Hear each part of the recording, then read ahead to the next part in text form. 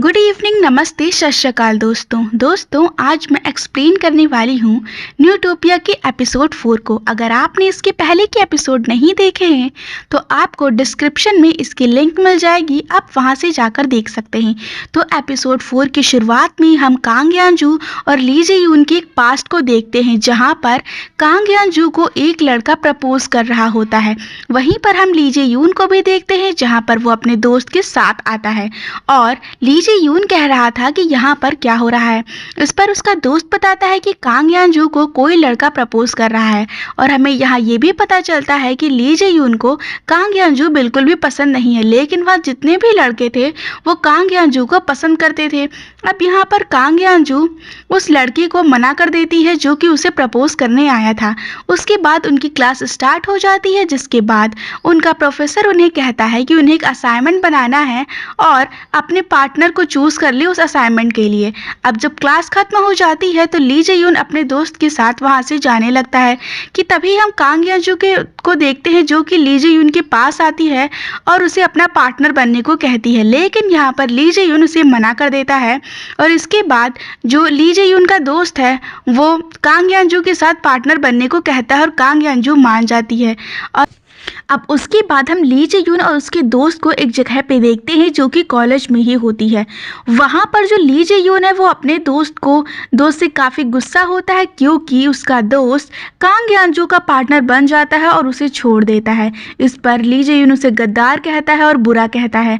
अब इसके बाद ली जे यून उससे पूछता है कि सभी लड़के कांग यांजू को प्रपोज क्यों करते रहते हैं, जिस पर उसका दोस्त बताता है कि कांग यांजू बहुत ब्यूटीफुल है, जिस पर ली जे यून कहता है कि मुझे ऐसा नहीं लगता है, मुझे उसकी शक्ल बहुत बेकार लगती है, वो भद्दी है, बदसूरत है। और वहीं पर उसका दोस्त कहता है लेकिन कांग यांजू तेरे साथ पार्टनर क्यों बनना चाहती है, जिस पर ली जे यून कहता है कि मैं यहाँ का हीरो हूँ इसीलिए। इस पर उसका दोस्त कहता है कि शायद वो पागल हो चुकी है। हम देखते हैं कि जो कांग यांजू है वो वहीं पर लेटी हुई होती है और अचानक से बैठ जाती है और जो ली जे यून है वो उससे कन्वर्सेशन करता है कि तुम यहाँ पर क्या कर रही हो, जिस पर कांग यांजू कहते कि यहाँ पर तो कोई भी आ जा सकता है। ये बोलकर वो वहाँ से चली जाती है। अब इसके बाद जो ली जे यून का दोस्त है वो उससे गुस्सा कर रहा होता है क्योंकि कांग यांजू ने उनकी सारी बातें सुन ली थी। अब उसके बाद हम ली जे यून को एक आइसक्रीम पार्लर पर देखते हैं जहां पर वो जॉब के लिए आया था और उसकी जॉब लग चुकी होती है। वहां का जो ओनर होता है वो ली जे यून से कहता है कि यहाँ की जो भी चीज़ें हैं वो तुम्हें एक लड़की यहाँ है वो तुम्हें यहाँ समझा देगी। अब जब वो ली जे यून उस लड़की को देखता है तो देखता ही रह जाता है क्योंकि वो कांग यांजू होती है। कांग यांजू बहुत गुस्से में होती है और ली जे यून से कहती है कि भद्दी बदसूरत लड़की तुम्हें यहाँ के सारे काम को समझा देगी। अब इसके बाद हम कांग यांजू को नाइट के टाइम पे बस स्टैंड पर देखते हैं जहाँ पर वो अपनी एक फ्रेंड से बात कर रही होती है और उससे कहती है कि क्या मैं सुंदर नहीं दिखती हूँ, मेरे पास एक ही चीज़ थी वो है सुंदरता। और बताती है कि उसे एक लड़के ने बदसूरत कहा है और सारी बातें बताती है। कहती है कि अगले दिन मैं उससे बदला लेकर रहूँगी। अब जैसे ही वो पीछे मुड़कर देखती है वहाँ पर ली जे यून खड़ा होता है और यहाँ पर ली जे यून ने भी उसकी सारी बातें सुन ली थी।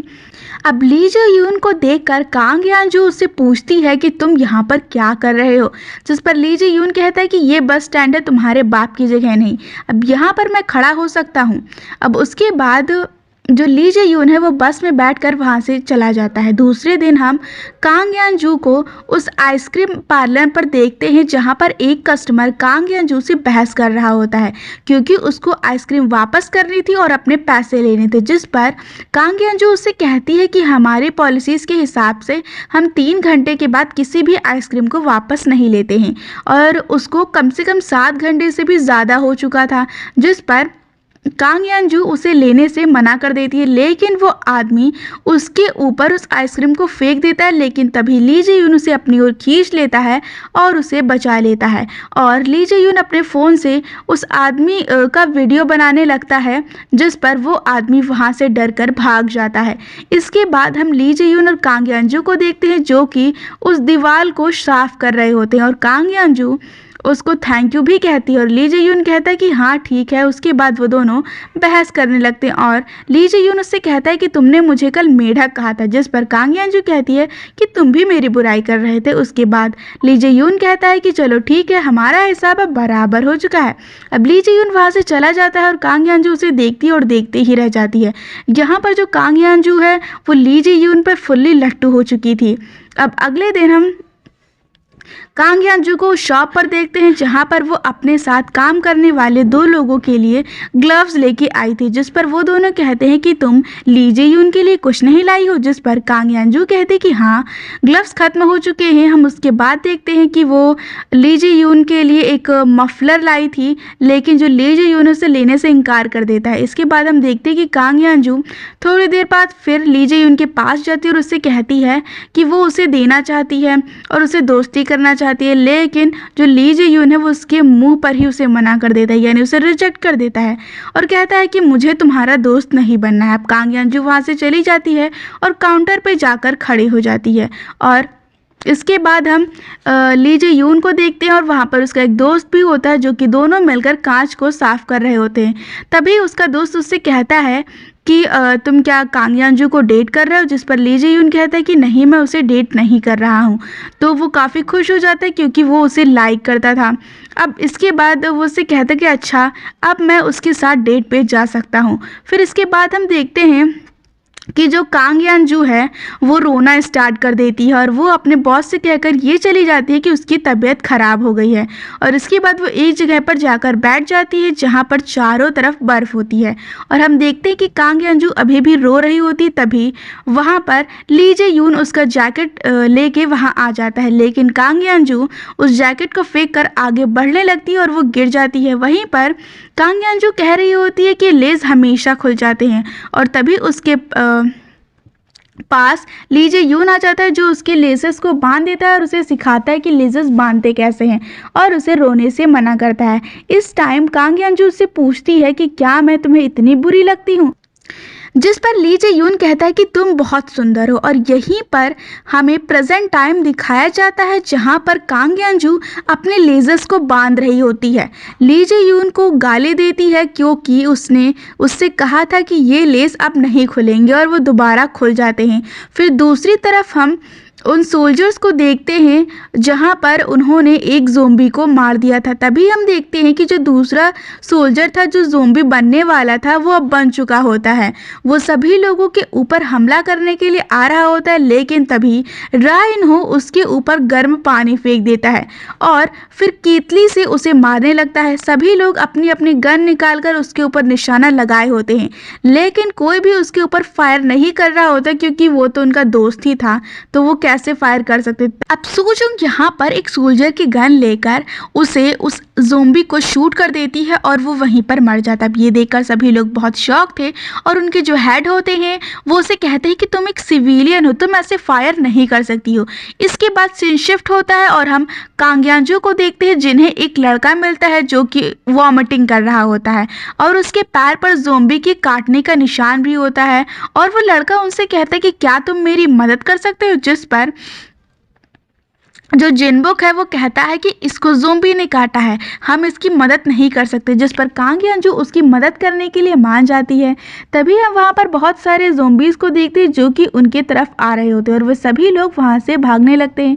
उन सभी से वो ज़ोंबी से छुपते छुपते एक रेस्टोरेंट में पहुँच जाते हैं जहाँ पर वो इस मतलब लड़के को बांध देते हैं क्योंकि इसे ज़ोंबी ने काटा था और यहाँ जो ये आदमी वो फिर से वॉमिटिंग करने लगता है, जिस पर ये सभी लोग कहते हैं कि तुमने कितनी पी रखी, और जिस पर ये लड़का कहता है कि वो सुबह से पी ही रहा था और इसी बीच एक ज़ोंबी ने उसे काट लिया था।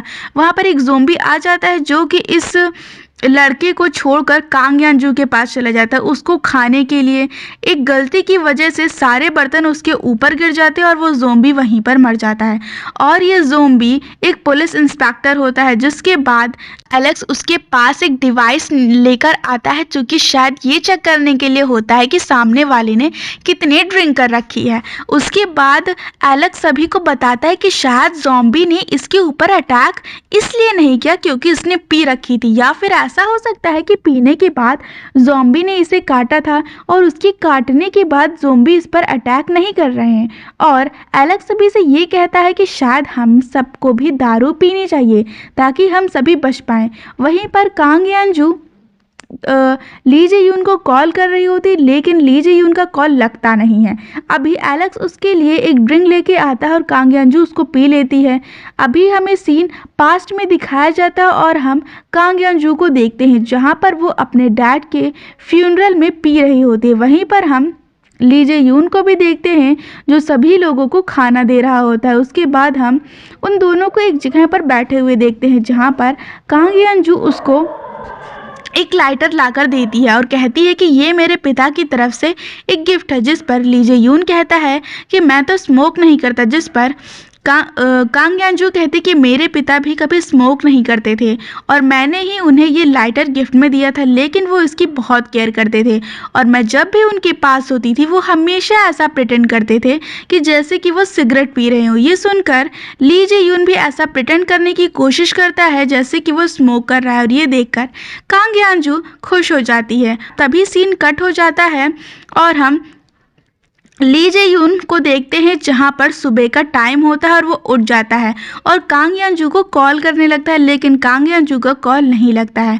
और वो दुखी हो जाता है और उसके हाथ में वही लाइटर होता है। इसके बाद हम उन सोल्जर्स के हेड को देखते हैं जिनका नाम पार्क होता है और वो भी ज़ोंबी बन रहे होते हैं।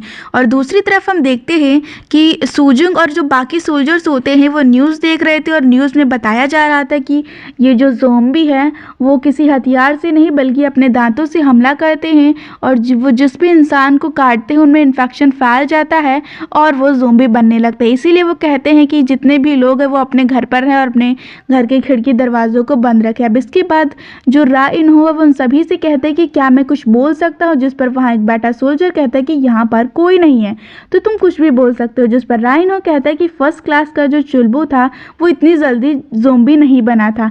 अब इस पर राइनो कहता है कि उसने कुछ तो खाया पिया था जिसकी वजह से वो लेट ज़ोंबी बना था।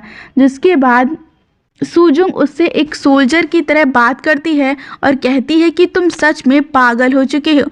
जिस पर उसका जो एक दोस्त होता है वो उसकी तरफ देखता है और कहता है कि तुम तो एक सोल्जर की तरह बोल रही हो। तो जो बाकी सोल्जर्स है वो उससे कहते हैं कि ये सब छोड़ो, तो मुझे ये बताओ कि तुमने इतनी अच्छी गन कैसे चलाई। अब जिस पर राइनो और बाकी सब उससे ध्यान से देखने लगते हैं।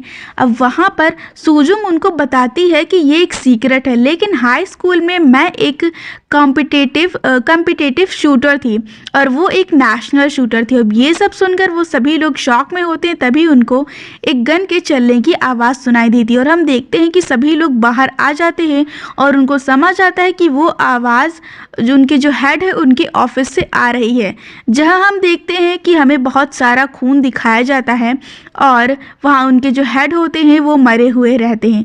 यहाँ पर हमें पता चलता है कि वहाँ जो उनके हेड थे वो ज़ोंबी बन रहे थे, इसीलिए उन्होंने पहले ही खुद को गोली मार ली थी। अब दूसरी तरफ हम कांग यानजू को देखते हैं जहाँ पर ये सभी लोग बहुत ही ज़्यादा टल्ली होते हैं और यहाँ पर कांग यानजू कहती है कि हमें टावर ए की तरफ जाना चाहिए। जिस पर वो लड़का कहता है कि टावर ए की तरफ क्या है और हम वहाँ पर क्यों जाएंगे, वहाँ पर बहुत सारे ज़ोंबीज़ है। जहाँ पर कांग यानजू कहते हैं कि वहाँ मेरा बॉयफ्रेंड है और एलेक्स कहता है कि मेरी वहाँ पर कार है और वो एक अमेरिकन कार है जिसके अंदर बहुत सारी चीज़ें मिल सकती हैं।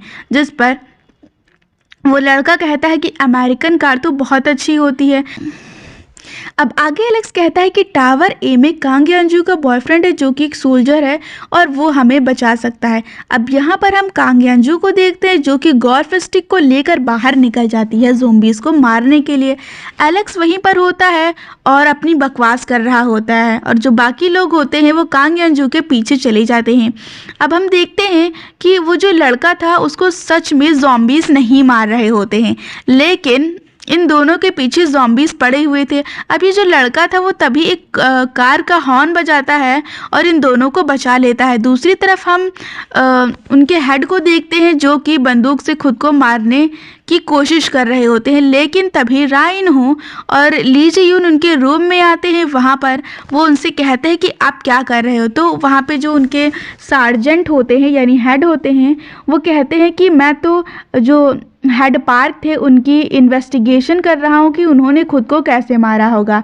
अब यहाँ पर रा इन हो और ली जी यून अपने हेड यानी सार्जेंट के पास आते हैं और कहते हैं कि हमारे पास बहुत सारी प्रॉब्लम्स है। जिस पर उनका सार्जेंट कहते हैं कि तुम किस बारे में बात कर रहे हो।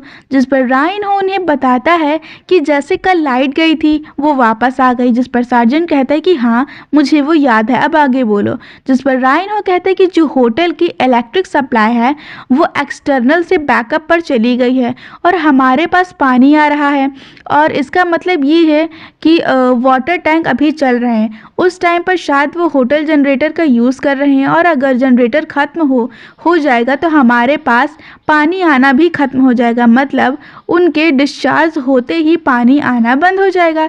मेरे हिसाब से 1 या 2 दिन तक चलेगा। जिस पर सार्जेंट कहते हैं कि हमें अब क्या करना चाहिए। हमें पता चलता है कि ली जे यून और राइन हो दोनों का प्लान है कि वो यहाँ से भाग जाएं और भागने के लिए उन्हें कुछ तो बताना ही होगा क्योंकि ऐसे तो वो बाहर जा नहीं सकते हैं। अब आगे हम देखते हैं कि जो सार्जेंट है उनके पास बटालियन कमांडर का फ़ोन आता है और वो उनसे कहते हैं कि हम तुमको सप्लाई भेज रहे हैं। ये सुनकर सार्जेंट बहुत खुश हो जाता है। लेकिन यहाँ पर जो ली जे यून है वो ही बस दुखी था क्योंकि अब वो अपनी गर्लफ्रेंड को ढूंढने के लिए बाहर नहीं जा पाता है। अब उसके बाद हम सार्जेंट को रूम में देखते हैं जहाँ पर सभी सोल्जर्स होते हैं और वहाँ पर सूजुंग भी होती है। जिस पर सार्जेंट उन सभी को बताता है कि हमें सप्लाई मिलने वाली है और वो सभी लोग खुश हो जाते हैं। लेकिन यहाँ पर जो ली जे यून है वो अभी भी दुखी है। अब यहाँ पर जो उनके सार्जेंट हेड हैं वो कहते हैं कि यहाँ पर सूजुंग को भी गन दी जाए और सभी अपने पास एक एक गन रखेंगे। अब हम यहाँ पर देखते हैं कि सभी लोग बिल्डिंग पे जाते हैं जहाँ पर वो हेलीकॉप्टर उनके पास आने वाला था और सभी लोग बहुत खुश होते हैं उस हेलीकॉप्टर को देखकर। हम देखते हैं कि यहीं पर इस एपिसोड का एंड हो जाता है। तो अगर आपको ये एपिसोड अच्छा लगा हो तो वीडियो को लाइक शेयर और सब्सक्राइब ज़रूर करें और अगर आप इसके आगे के एपिसोड्स देखना चाहते हैं तो हमारे चैनल को सब्सक्राइब कर लें और इसके नोटिफिकेशन बेल को ऑन करना ना भूलें।